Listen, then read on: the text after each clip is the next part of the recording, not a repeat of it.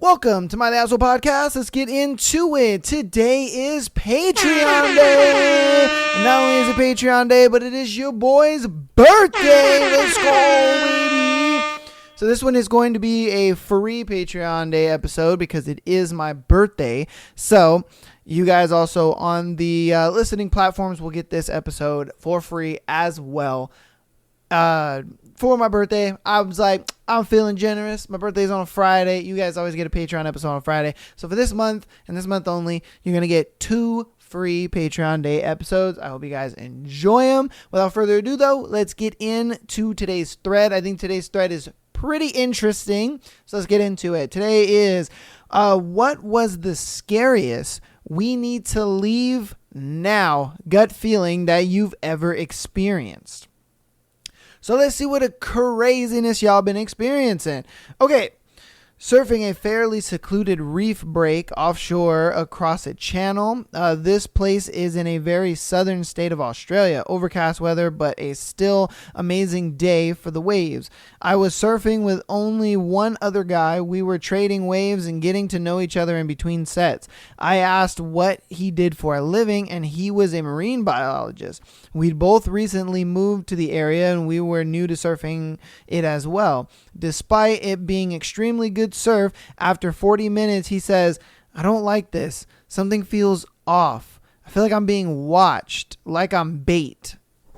That's scary. Okay.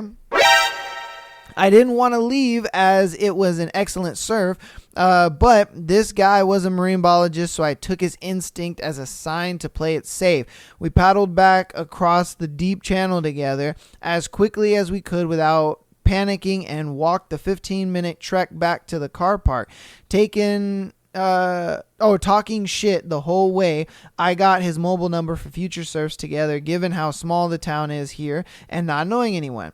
We noticed a 15-foot inflatable boat pull up near the reef and hang around for a bit without much thought. Later that night, while looking at my social media, I read about 3 fishermen at the same location we were at that morning at the same time in their boat as they pulled up to check their cray pots on the beach side of the reef. They were circled twice by a great white shark that was as big as their boat. Oh shit.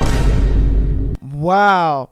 That guy most likely saved me from a horrible experience that day. I messaged him with the link to the Facebook page with the comments regarding their experience. Chills ran through my body for a good 20 minutes.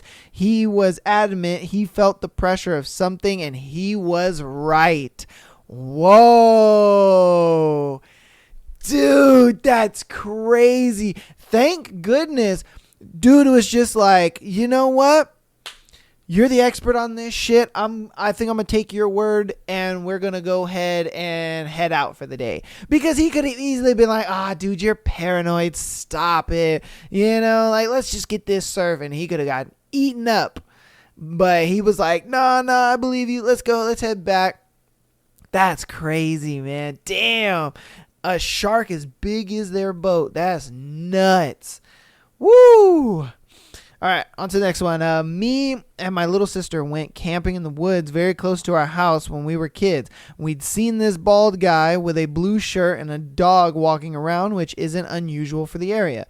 You'll often see people walking and saying hello. For some reason, though, I just got this tight feeling in my chest, and my sister must have too, because we both gave each other this look. I don't know what it was that made me do it. This is very out of character for me, but I took a photo of the back of him as well as he was walking away. A while later, we can see the same guy again near the lake. He comes over and asks about the tent we're carrying and where we'll be setting up. And are we camping with our dad? We say yes, we're just going to see him now. A lie. We must have had the same moment of psychicness because we walked off up a fork in the path until we were out of view, then looked at each other and jumped down a path hidden by the bushes and waited behind them on the parallel trail for a bit. The guy watched us walk off, pretended to play with his dog until he couldn't see us, then turned around and ran up the path after us. Thankfully, he didn't see us hidden and carried up straight toward where he thought we'd be. We decided camping was a bad idea and went home. Wow. This dude was out here thinking like, oh yeah. Hey girls, how's it going? You know, you're camping with your dad and trying to grape him some girls. Like, oh, good thing they picked up on the vibes though. You know, because boy, if they didn't, that would have been tough.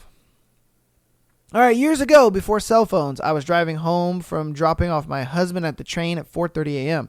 Only me and one other car on the road. He started turning where I turned twice, so I didn't go home. I went to an all-night gas station and called the police. I gave them a description of his car. 3 weeks later, he was arrested. Turns out he was following women home and driving past their house and doubling back to grape them. No one had noticed his car. I'm glad I paid attention. Man, Jesus. What the fuck is going on out here? And it's crazy because it's like these dudes right here, man, they be just giving dudes bad reps. And you're just like, damn, man, you realize you fucking it up for the rest of everybody else, you know? The women out here are like, I don't want to be approached because of motherfuckers like you guys. Damn. But hey, I'm glad that she was able to get somewhere to a phone and call somebody. Man. Okay. Not my story, but one my mom told me from her 20s when she was living and working in London. I'll do my best to retell it. Also, I'm dyslexic, so apologies in advance for grammar. Thank you, because they be thinking it's me. This story always gives me the creeps when I think about it. So back in her 20s, my mom was living in London and looked to move into a slightly bigger place. She'd found a really good place for a flat slightly out of the area she was hoping. Right? Yeah. A really good price for a flat slightly out from the area she was working. Okay. She'd called the agent to book a viewing, and that's when things turned odd. So the guy booking the viewing started asking weird requests and questions, such as to bring her passport, her age, race, and physical appearance. Would she be coming on her own? Did she have a car, or would she be getting the bus? He's very persistent that she should arrive by bus as it would be easier for her. Explains it was a straight road down from the bus stop to the apartment block. Obviously quite unnerving by this call, but still interested because the flat looked ideal. She and my dad, who were dating at the time, decided to check the exterior and surrounding area the day before the viewing. They drove there, first passing the bus stop. He was indicating her to arrive via from the bus stop. There was about 150 to 200 meters of derelict wasteland that she would have to walk past to get to the flat. And standing at the end of the street in the location this apartment block should have been was a huge abandoned building, smashed broken windows, graffiti, no entry signs, the lot. Man, you up in the hood. God damn, I'd be like, you know what? I don't think I want to be in this place. No thanks. Like, that's kind of, ask me. Definitely nothing inhabitable in sight. Still, when she tells this today, you can, I guess you can see how much it rightly shocked her. Of course, she didn't go to her viewing. However, she informed me the police advising them of the planned time and place. From what she saw from following up with them, they didn't appear to take this tip seriously, and little was done. A couple of years later, though, while in a pub with some friends, she gets chatting to a guy she just met through mutual friends that night. He was in the police and through conversation, her story came up. He said that the area at the time of her viewing had a human trafficking problem. Wow, still gives me the chills. Dang, man, your mom would have been trafficked if you guys didn't go to the viewing the day before. Because that's what happened. They went to the viewing the day before, and they were like, let me check this place out. That motherfucker was in the hood. It was in the hood.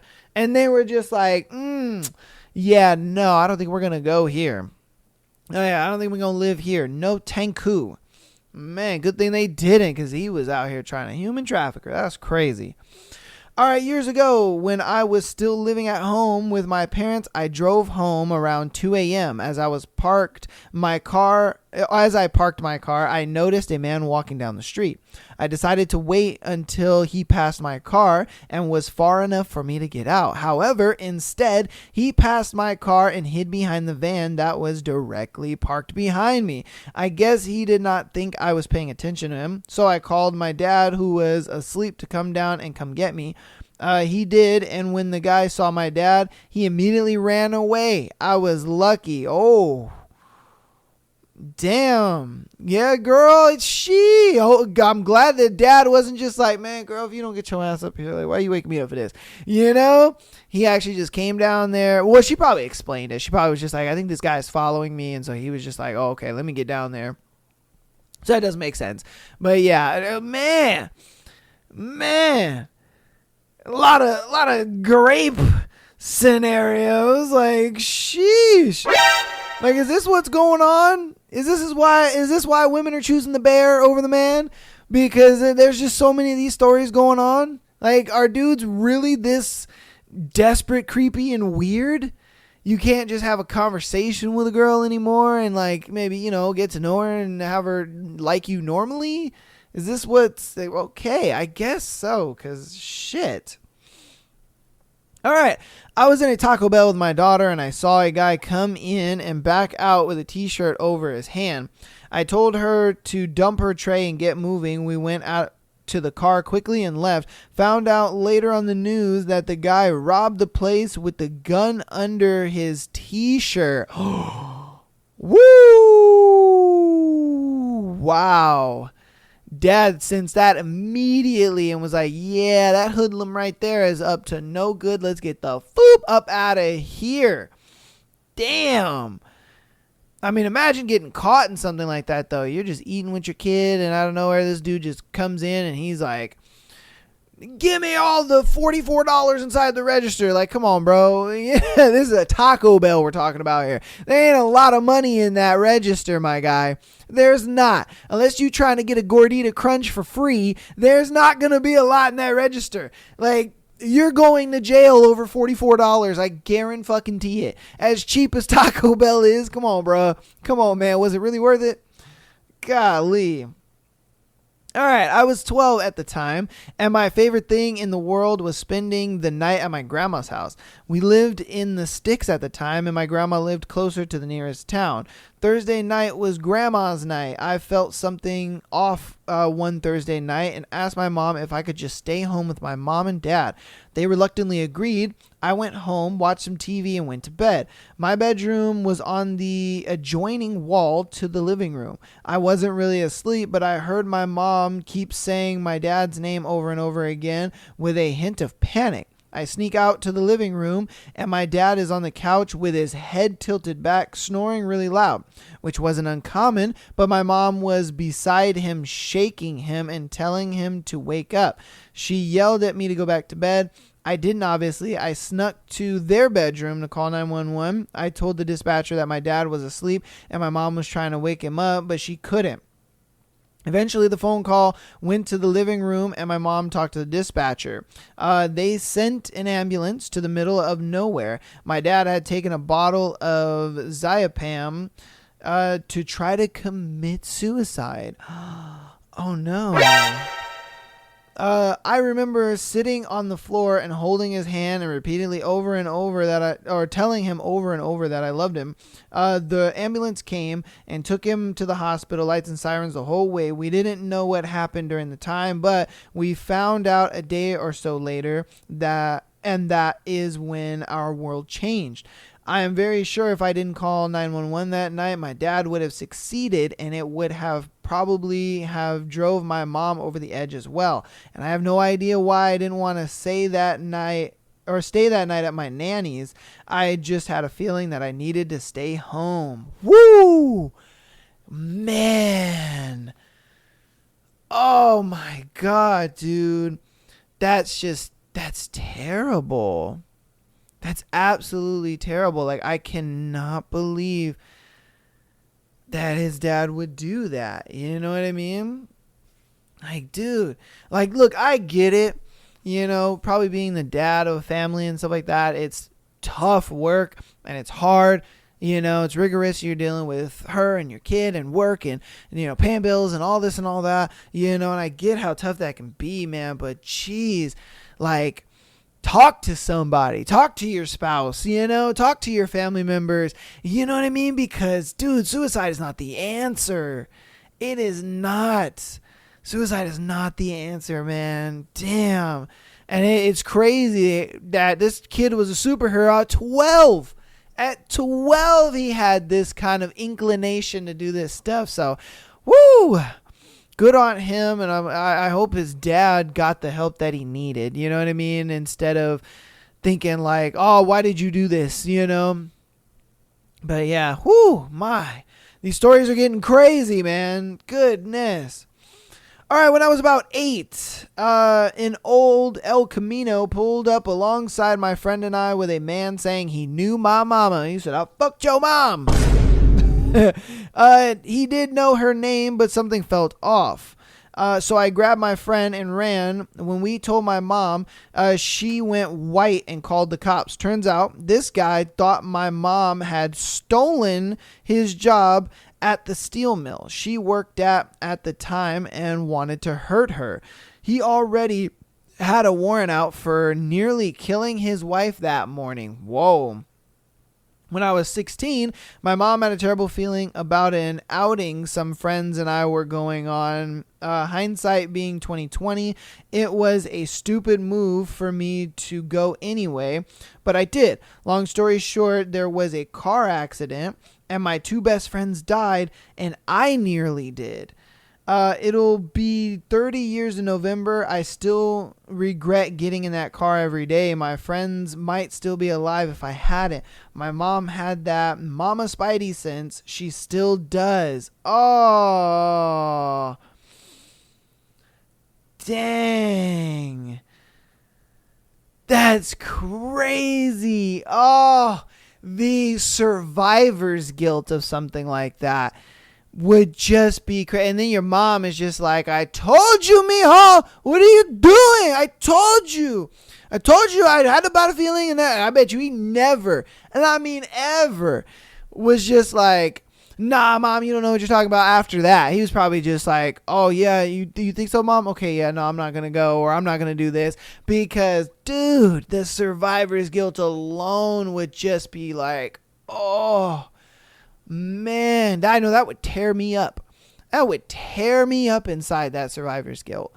Oh my God, like I would need massive amounts of therapy, because it would be immensely tough to get through something like that, you know? God, and you're there too. It's just, you're just constantly sitting there just thinking, oh my God, why me? You know, why did I survive, you know? Oh, whew. All right, when I was a kid, an adult patted my head and I developed an instant, inexplicable loathing for him and refused to be alone with him. My parents told me I was being ridiculous and forced me to be around him. He was later sent to prison for abuse of a girl. Wow. She was just like, she had some feeling, was just like, I don't really like this guy. And the parents are just like, oh, you stop it. And later on, homeboy is going to jail for abusing little girls. Like, dude, what the hell? Like, what goes through your mind? Like, why? And I think that's the age-old question, if I'm being honest with you. You know, when you see this kind of stuff, you're just like, why do, you know, pedos do what they do? You know, and you're just like, I don't get it. I just don't. It's like, what is the appeal of all that? You know what I mean? Like, what is the appeal of wanting to be with a little girl like that? Like, what is wrong with you, man? You know, that's just crazy to me. Absolutely crazy. All right, I'm going to do two more. The stories are pretty thick, so we'll go ahead and do two more. I bartended, and years ago, I kicked this guy out because he was acting very strange, muttering under his breath that he would kill my other customers, just really hostile. He had missing fingers on one hand, and he was kind of a bigger guy. After bar close, I almost finished counting money, so like an hour after everyone left, and I was just about to leave, and I had that gut feeling, I looked out the window, and that guy was standing in the corner watching me in a ski mask. I know it was him because of the build. As soon as I grabbed my phone, he took off, but the cops knew who he was. Now he has a vendetta out against me, and he's well known around town. He's fucking nuts. And that's why, ladies and gentlemen, I would bring a Chappelle to work. Even if it's in my car, I would still have that thing on me, because it's like, bro, you get too close, I'm about to be like, shapow, and then call your bitch ass an ambulance. I ain't playing around here. Fucking crazy. People out here are wild, and they just be doing shit for no reason. They just be on that bullshit for no reason. And you gotta protect yourself. Gotta protect yourself, man. God damn, because you don't know what that dude's capable of, and you don't know what he has. If I'm being honest with you, because he might have one himself, you know? And that's the scariest part about it, is like, you already know he's a big dude, but you never know what he's got. He could be, hiding something in that trench coat or whatever. And man, because it's life and death sometimes, man. Life and death. That's scary as hell. Man, I'm glad the cops, protected you, but hey, protect yourself, brother. Protect yourself. All right, this is going to be the last one for this thread. I stopped by a friend's house to watch a ball game. He, his wife, and I were just relaxing, and someone knocked on the door. It was the middle of the afternoon. He opened it up. He was expecting others might come also. I hear him greet someone. The guy was his brother I had never met, but had heard about. Okay. Very sketchy looking guy, meth teeth, scrawny, looking greasy hair. My friend had told me that he had a brother who lived in the area who had a serious drug problem. Buddy is talking to his brother about nothing, and the guy gets a call on his cell. Whoever called, all he told them was, "Not yet, I'll call you later." Seems pretty obvious this guy has come to rob and most likely to take out witnesses. I look at my buddy. It seems he has come to the same conclusion. Now, my buddy's wife is no nonsense type of woman, sweet but athletic on the tall side. She had left the room to go to the bathroom, or so she said. She comes back in the room with a handgun, and I'm thinking, what the fuck did I walk out? Oh, damn. Wife is about that. She a down-ass bitch. She said, hey, yo. She a down-ass bitch. She said, hell nah. Yeah, I protect mines. Like, damn. But she calmly says, Ron, you're strung out and came here with bad intentions. You need to quietly leave. If you get any ideas, Chris, their son, is sitting outside in his truck to make sure you go. Ron doesn't say a word. He just turns and goes out the door. We can hear his old pickup drive away rapidly. Chris comes in and says he's gone. I don't think he's coming back. They asked me to leave so they can decide what to do. They have already called the police, who are well acquainted with Ron. The next morning, my buddy calls me. The police said they found his brother in a trailer park where he lived, murdered with a couple of guns. Oh my God. He probably owed some people some money. That's probably what it was. He probably owed some motherfuckers some money, and since he couldn't deliver on the job that they were trying to do, they clapped him. Damn. They guessed he was in serious drug debt. Facts, told you. And had come to rob his brother. I told my buddy I was sorry. He said, don't be. Woo, shit, man. I mean, and And that's the toughest thing, man. It's like when your family members don't want to receive the help that you're willing to give them, they just feel like they can do it on their own. And they get themselves in these positions where they can't come back from.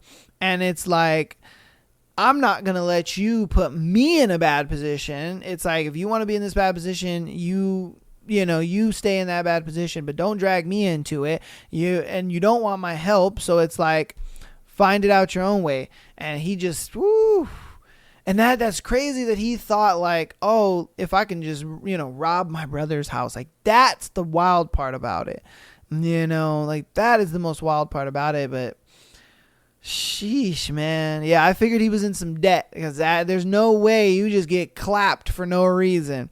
Especially because he was working with somebody and they were talking on the phone and all that. But hey, W to homeboy's wife, man, because hey, yo, she a ride or die, man. Shoo. That's what I'm talking about. You know what I mean? She's a girl that know how to handle a gun. She said, hey, get up out of here.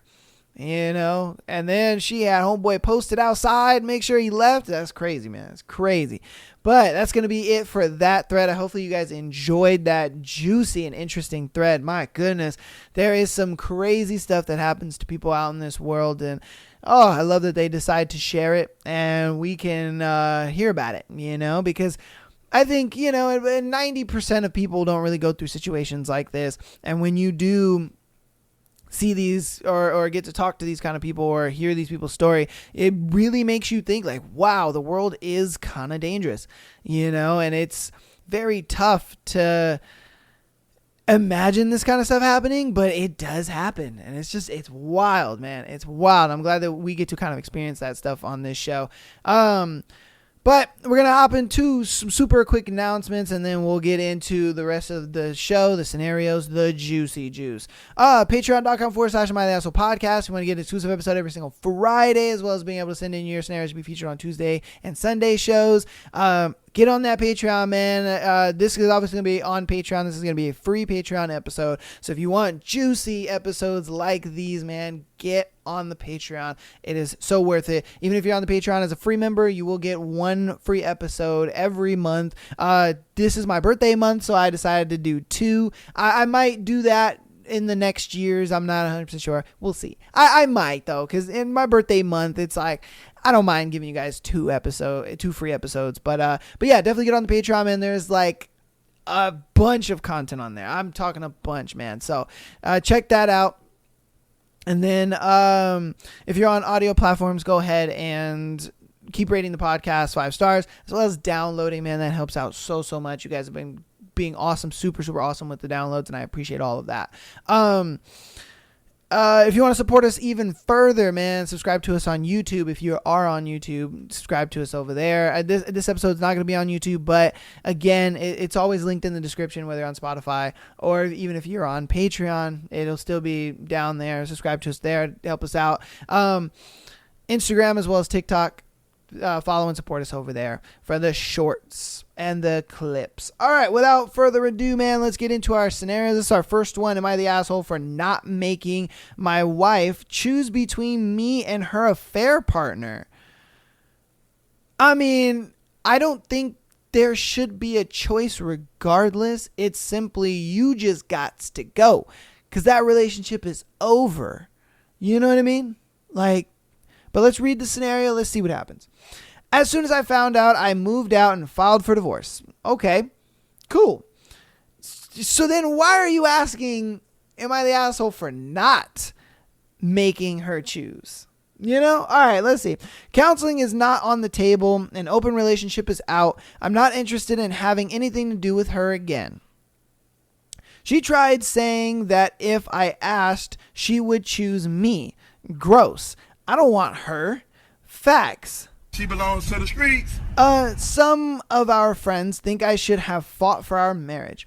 I offer to sleep with them or their wives to see how they feel about the situation then. No one has taken me up on my kind and Christian offer. Okay. I am paying my half of the lease on the apartment.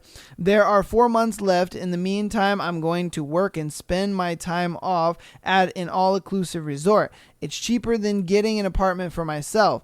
Am I the asshole for not trying to save our marriage? No, you're not. You're not.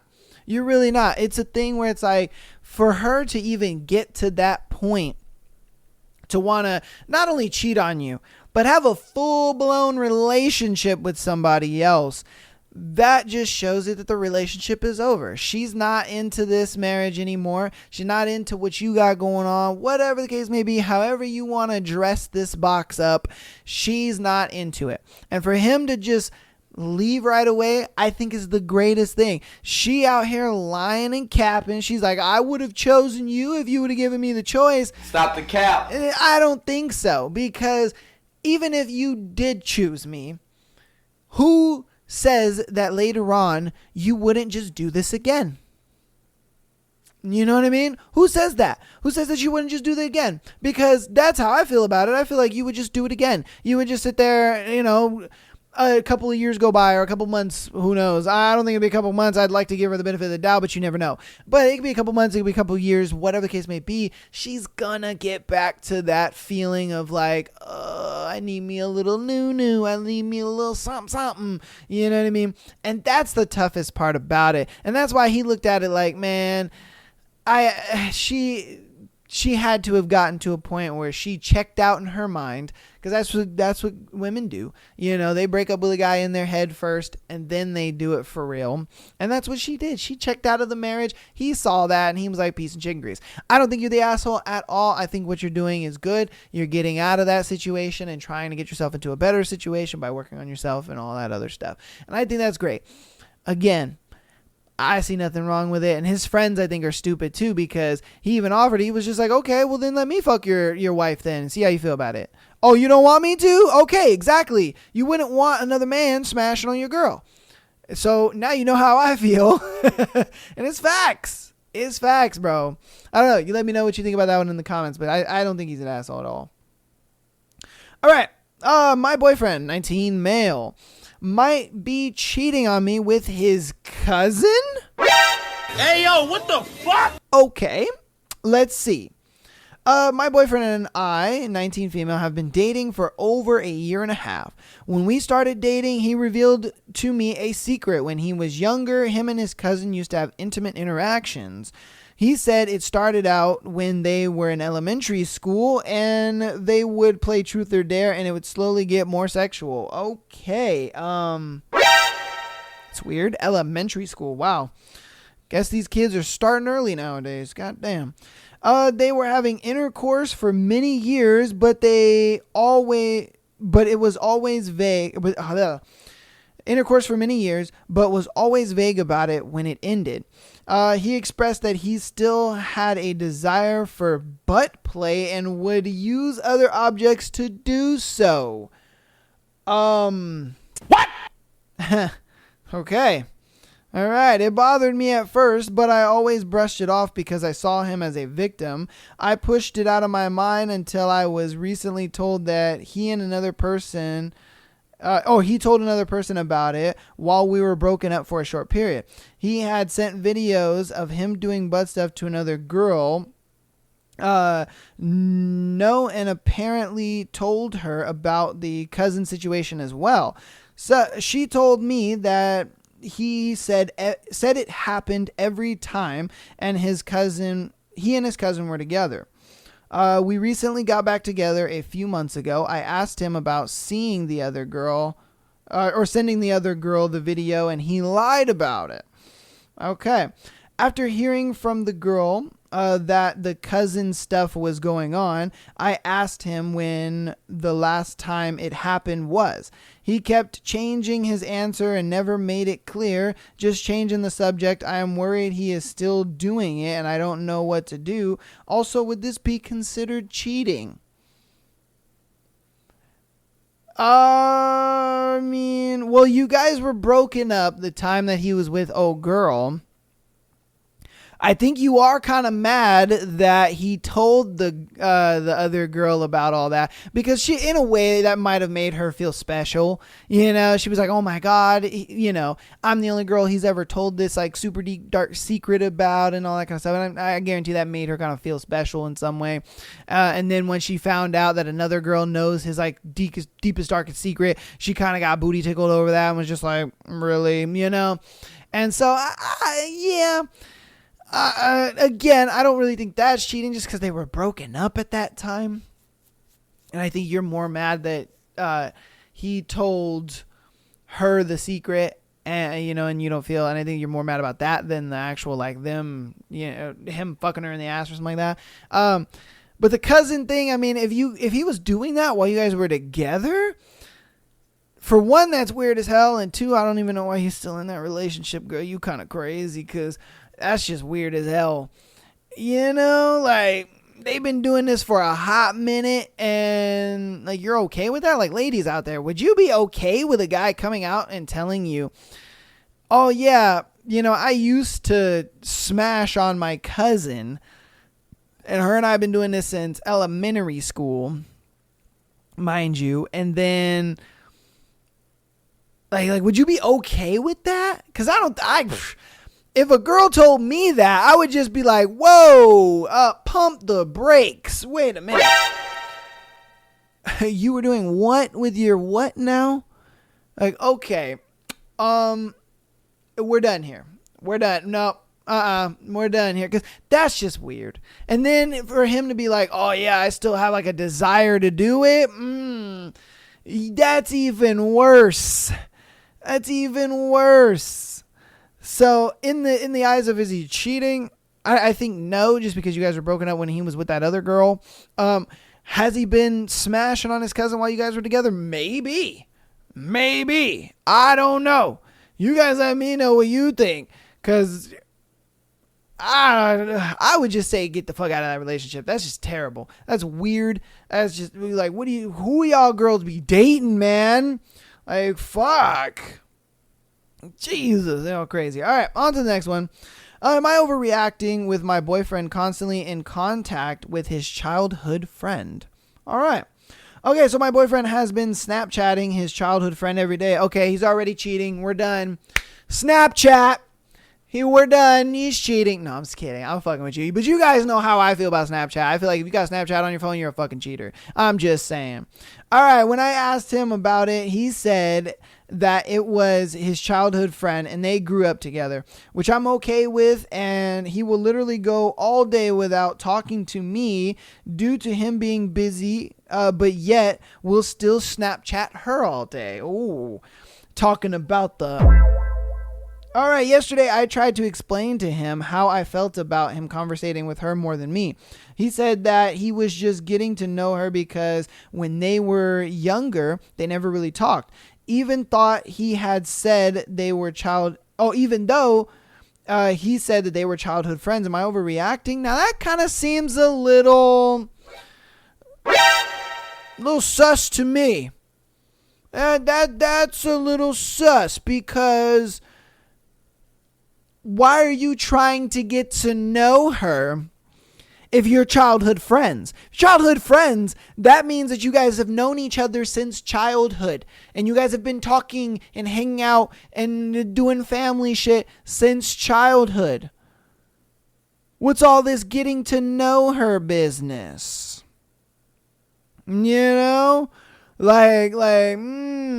Stop the cap. I don't think you're telling the truth there, my friend. I think this is a girl that he met, and they started snappity chatting, and then the excuse that he is giving you is that it's a childhood friend. And I think he's cheating on you. I do. I think he's cheating on you. Because you wouldn't say, oh, I'm trying to get to know my childhood friend. No, you would fucking know your childhood friend. You know what I mean? You would know them already. You would know them better than they know themselves. Like, I have 2 childhood friends. They're both guys, but still, I know these dudes like I know the back of my hand. I know everything about these guys. You know what I mean? If you guys go all the way back to, I believe, episode 41, one of my best friends is on the show, and we actually did a best friend quiz, and I got most of those questions right. I think there was one question I didn't get right. But yeah, go back to episode 41, and you know what I mean? As friends, you know your childhood friends and your best friends. You know them. There's no getting to know them. So no. Sweetheart, he's cheating on you. This is a girl that he met. He got the snappity chat, and they've been chatting it up like, yeah, no, I told you. That's why I said once she said, oh, they've been Snapchatting, fucking cheater. Fucking cheater, man. I'm telling you, I don't miss. Snapchat don't miss. If they have a Snapchat, they're cheating. I'm sorry. It sucks. If your significant other right now has got a Snapchat, they probably cheating. It is what it is, man. It is what it is. They talking a little something. They talking to a little coworker thing. You know, they doing the ting like this, doing the ting like that. You know? Yeah, so, like I said, man, I told you. They cheating, bro. They cheating. All right, on to the next one. Am I the asshole? My husband wanted me to remove my shirt and give it to another girl. Huh. Okay, let's see why. All right. Fine, that other girl is my friend, but still. So my husband, 35, oh wait, hold on. So me, 35 female, husband, 35 male, spilled red wine on my best friend, and he couldn't stand that he fucked up and wanted to make it right immediately. So he decided to tell me to remove the shirt I was wearing. I had another top on underneath, but it was actually cold. I give it to her to cover the stain. Actually, he didn't even tell me. He told her, don't worry. OP will give you her shirt to cover it up. Even after I said I'll be cold, he proceeded to help remove it off of me without even listening. She refused it in the end, but we are fighting because he didn't consider me or even ask me if I was okay with literally removing the clothes off my back for someone else before he made that decision. His explanation was the weather was sunny, so I didn't think you would mind. I did say it was cold, though. Facts. She did say that. He just wanted to make it right because he spilled the wine, but at my expense. This has sparked a bigger fight because it's a pattern of behavior where he puts others before me, the mother of his child. Am I the asshole for looking too much into this particular situation?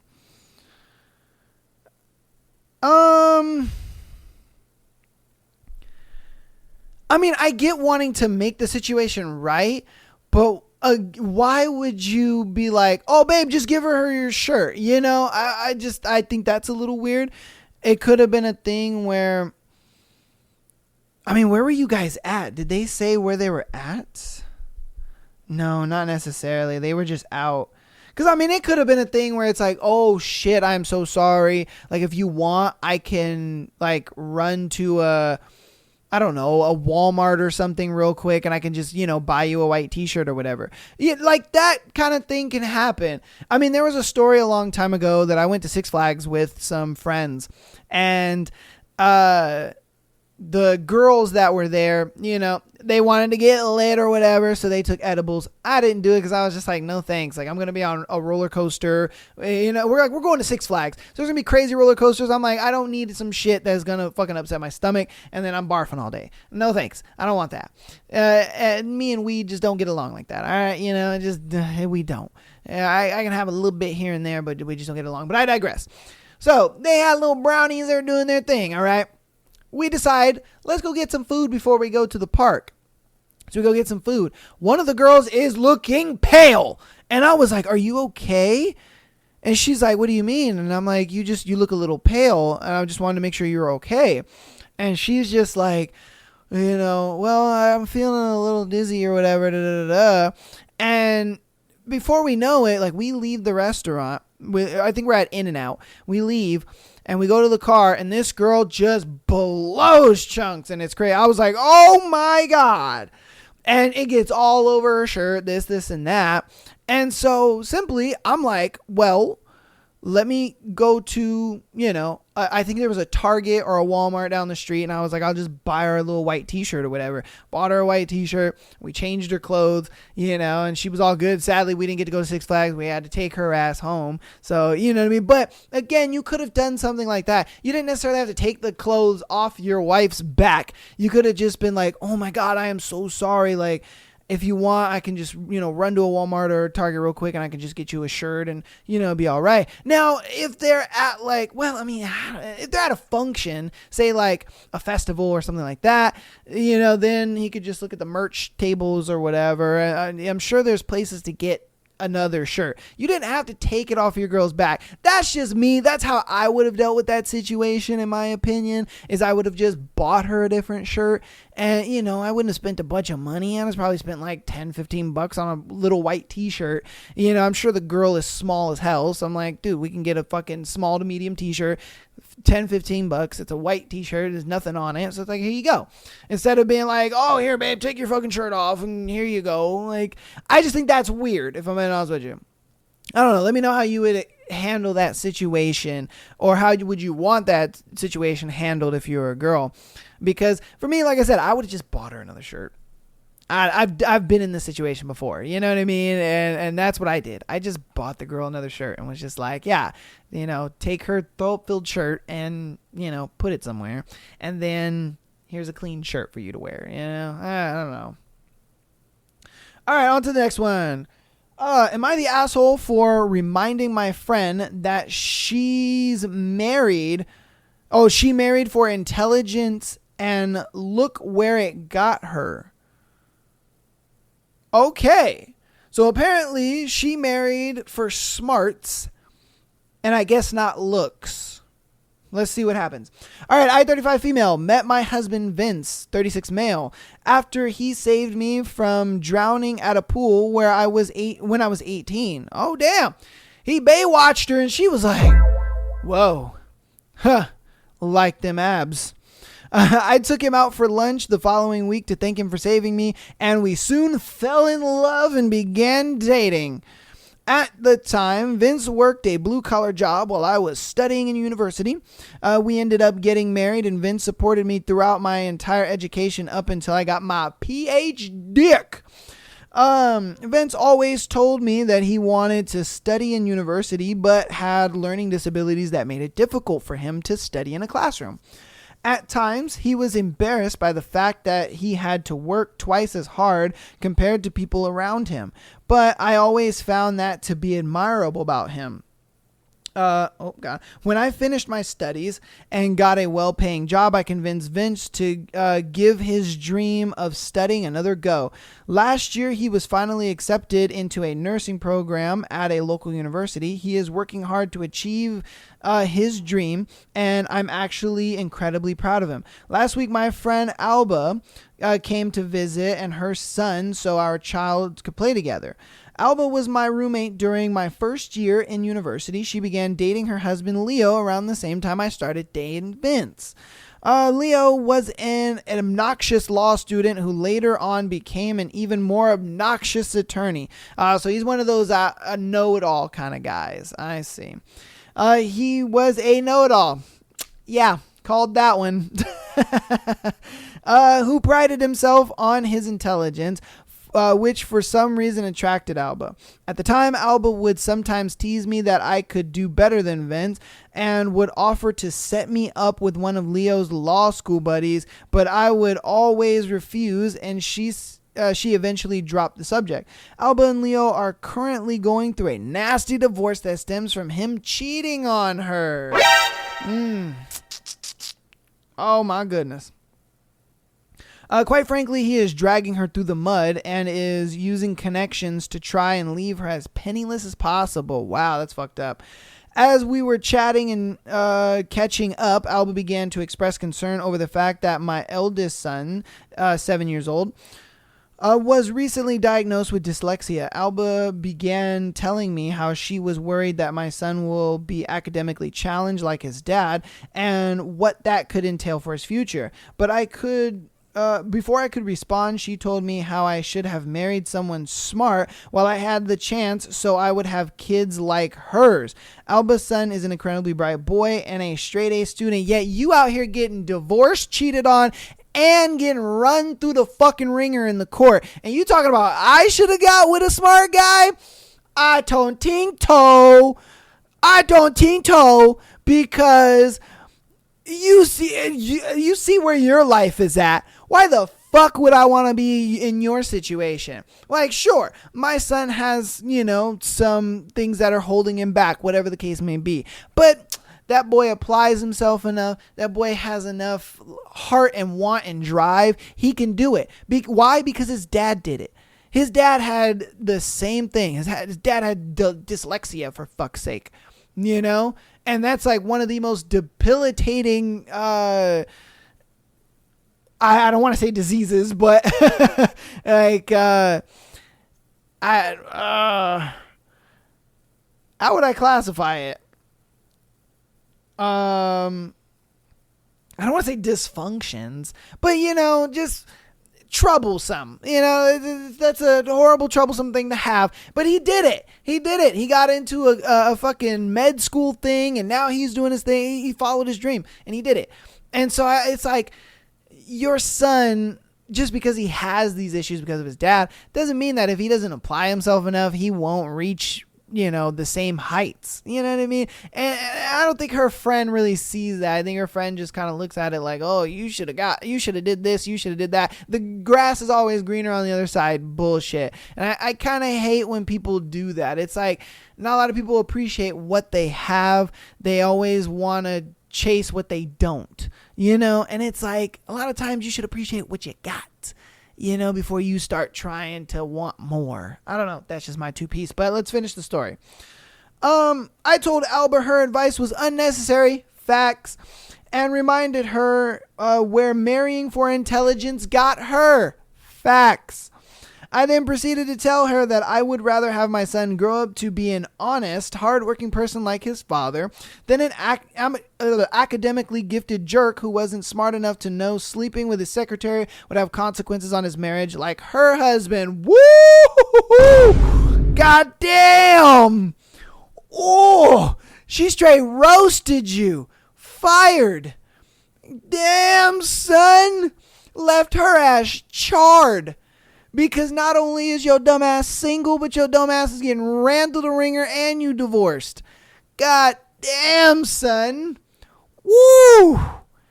And she's on my side with that. And it's crazy because I didn't even read that part. I just came up with that. And we think the same way. Like, what do you mean? Look where it landed you. I much rather have my son in the way he is. And look, sure, he has the disabilities he has or whatever, but his dad did it. He applies himself hard enough and he puts enough effort and energy into it. He can do it. His dad did it. So there ain't no excuse for him not to be able to do it. And why the fuck would I need a gifted child? That makes no sense. I don't need a gifted child for that. Like, if they apply themselves and put enough effort and energy into it, they'll make it. You know what I mean? But she got roasted. Alba was deeply hurt, facts, by what I've said and stormed out with her son. Some mutual friends are now chiming in or telling me that I was too harsh on Alba for using her failing marriage to prove my point and should apologize. Fuck no. What do you mean? She sat there and said, oh my God, my husband cheated on me. He's divorcing me and running me through the ringer. But you know what, girl? You should have my life. What? Bruh. What? No. You want me to be as miserable as you? Fuck you. That's what I gotta say to that. Fuck you. I'm not gonna be as miserable as you. Fucking divorced, out here getting ran through the ringer and getting cheated on. Like, nah. You decided to get married and have a baby to that asshole. Not me. I chose me a good one. I got me a Superman over there. Nigga saved my life. Coochie was wet ever since. You know what I mean? What has that guy done for you? Besides bust nuts in his secretary, give you a kid and leave you hanging. Like, come on, man. You want me to have your life? Oh, please. Bitch, you want my life. What are we talking about here? You know? Come on now. I don't think you're the asshole at all, man. Not one bit. Nah, homegirl got what she deserved. She got roasted, and it was the truth. That's the thing about it. It's the truth. There was no lick of like, what is it? She didn't attack her character. She didn't attack her, in any way. She just spoke the truth. Because that's the situation that you're in. And it's like, you're telling me to date for intelligence, but you did that, and look where it got you. Why would I want your life? No thanks. A piece of chicken grease. And don't let the door hit you where the good Lord split you. Like, what the fuck? And her friends are on that bitch's side? Nah, man. Nah, you ain't no asshole at all. You let me know what you think about that one in the comments, though, because, like I said, man, nah. All right. Am I wrong? All it says is no physical touch. Why is she not touching your pee-pee, man? No, I'm kidding. Let's see what's going on. Would I be wrong for leaving my girlfriend of 10 years because there is no physical intimacy? Oh, man. I ain't gonna lie to you. I would. I would. Because, sex is not a big part of it's not a big part of a relationship, but it is a part of a relationship. You know what I mean? It's like you can't have 100% of a relationship without having a full 100%. You know what I mean? I always say that the personality and who they are and sense of humor and all that kind of stuff, I always say that is a good fucking, I'd say 50% of the relationship. You know what I mean? And then I give another maybe 30% to financial situation and how you guys problem solve and all that kind of stuff. And then that last little 20% is sex, in my opinion. I feel like that is how I view dating, and that's how I view a person. I'm like, if a person is giving me that 50% where their personality is great, their sense of humor and conversation flowing and all that, or the vibe, if you will, is great, then I'm like, okay. And most people can give you that 50%. I truly do. But it definitely comes down to that last 50%, because at 30%, there's a lot of people who aren't good with money. They're not good with situations when it comes to, paying their bills or staying on top of things and just being financially literate. So that is a big part of a relationship. But again, in a relationship, of course, that 50% is going to overshadow, but it is a big 30%. But if you don't have that last 20%, it's like, why are you only giving me 80% of this relationship out of you? And I don't care how long the relationship has been going on. It's like, we could be together for 10, 20, 30, 50 years. If you're not giving me 100% of that relationship, why am I here? Why are you in it? I'm giving you 100%. I want to have physical intimacy. I'm obviously giving you, damn near the other fucking 80% of the relationship. Why are you not giving me everything else? That's just how I feel about that, but let's read the whole entire story and then we'll get into it. All right, so I'm not talking about just sex. I love to make out, cuddle, just any sort of touching. No, I don't do things at inappropriate times. She won't let me touch her at all. We have a 3-year-old and I give her space, but I never get my opportunity. She literally jumps and pulls away from me. She says everything is okay and she just doesn't want to be touched. That is my love language and it is literally tearing me apart. I can deal with sex once a month to once every couple months. God damn. No. Are you kidding me? I mean, look, man, we ain't got to be doing it every day. We ain't got to be doing it 5 times out of the day, but at least 3, at least minimum 3 times a week, at least. Like, what the fuck? That just tells me she doesn't love you, man. And she doesn't even want any touch. Like, I love physical touch in a relationship. You know what I mean? I love that. I love a little booty rubs and, rubbing your back. You know what I mean? I'll rub your feet a little bit when watching a movie or something, If I really want to get up in your guts, I'll rub on your shoulders a little bit. Give you some, I'm just saying. It's like, this chick don't love you, bro. You know, like she don't love you at all if she doesn't want any touch. That's wild.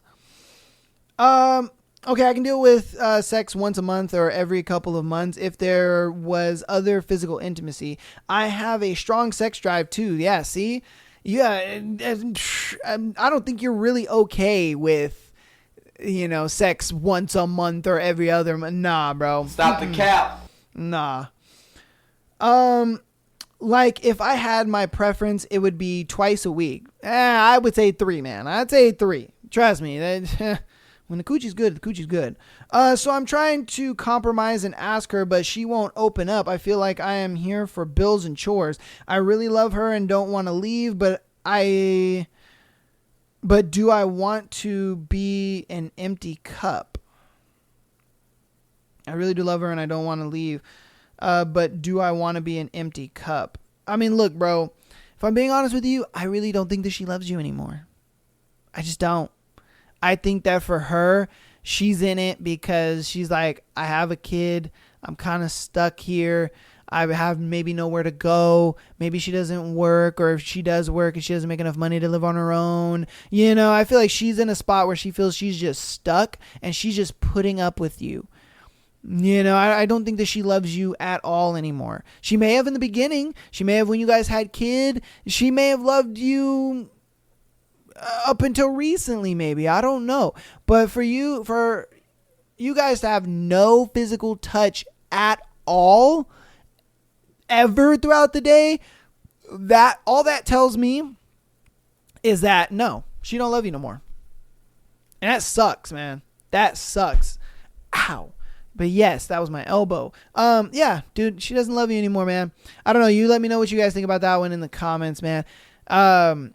But that's going to go ahead and be it for today. Thank you guys so much for listening and watching. Hopefully you guys wish your boy a happy birthday in the comments, man. I appreciate you. I love you guys so much for all the support you guys have been showing. The podcast is getting ever so close to being a year old. I'm so excited about that, man.